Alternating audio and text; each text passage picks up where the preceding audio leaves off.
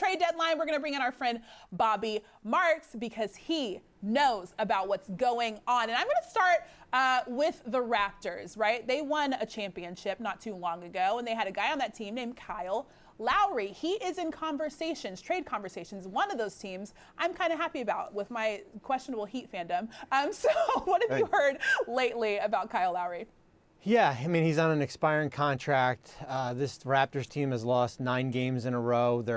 I think they're 3 games out of the play-in tournament. Him and Norm Powell are the 2 names to keep an eye on. I think for teams like Miami and for Philadelphia, it's a matter of how they view Lowry. He's not extension eligible, so are you getting him for the next 2 to 3 months as a rental? And what do you want to give up? If you're the Heat, it will cost you a combination of probably Goran Dragic or Andre Iguodala and one of your younger players, Duncan Robinson or Kendrick Nunn.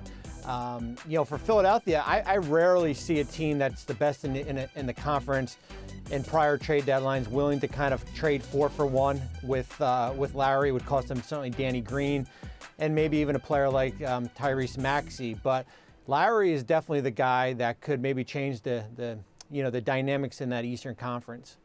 Hey, Bobby, let's stay in the Eastern Conference with the Celtics and Magic. Obviously, the big name and the buzz is Aaron Gordon. What's the latest on that? And if that's, in fact, going to happen, what does Boston have to give up to get Aaron Gordon into the green and white? Yeah, it's interesting. Danny Ainge has always been reluctant as far as trading away future assets, first-round picks. They've got this big trade exception that's at $28.5 million. Gordon's got 2 years left. It's a descending contract.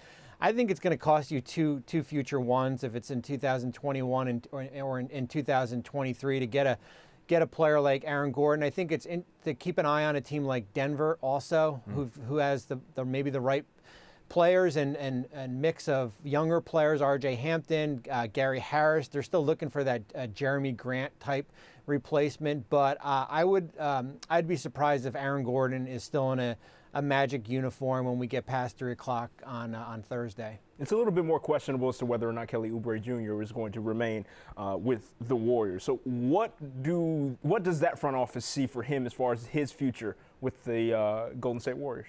Yeah, it's interesting. So Oubre is on an expiring contract, and teams are getting this big tax break this year because revenue is declining. And I guess a pre-COVID year, the Golden State tax bill would have been about $140 million. Now it's only $70 million. So if you move Oubre at the deadline, the savings is not as significant as prior years. The problem is that he's a free agent. They're going to be in the repeater tax next year, meaning that the penalty is going to be double. You get Klay Thompson back. He'll probably demand a salary in that $9 to $10 million range, what essentially could cost you $80 million just for Oubre in next year. So they've got a decision to make by Thursday. If they hold on to him, they certainly can do something when we get into free agency. Bobby, last one for me, and this one seems to be the most intriguing. Lonzo Ball down in New Orleans. Magic Johnson just recently came out and said he's got the top IQ of any point guard in the league. High praise, obviously, coming from Magic. So what scenario do you see playing out with Lonzo in New Orleans? Does he stay, and if he does, where does he go? Yeah, I would be reluctant regarding Lonzo in New Orleans as far as trying to find him a new home by the deadline, just because he's a restricted free agent. You have the right to match, and I don't want to see him as a cap casualty because you're sitting on $18 million of Eric Bledsoe's contract for this year and next year. And if there's not a deal to be made, and I know that his price tag probably could be north of $18 million, he's played his best basketball this year. I wouldn't do anything with Lonzo and wait until the offseason. Certainly a team like Chicago has been mentioned. Philadelphia would be intriguing as far as a Lonzo Ball fit, but I'm hesitant as far as moving off from him. All right, so not that much longer till we see where all of these things land. Thanks so much, Bobby, for joining us. Thanks, guys. Thanks for watching ESPN on YouTube. For live streaming, sports, and premium content, subscribe to ESPN+.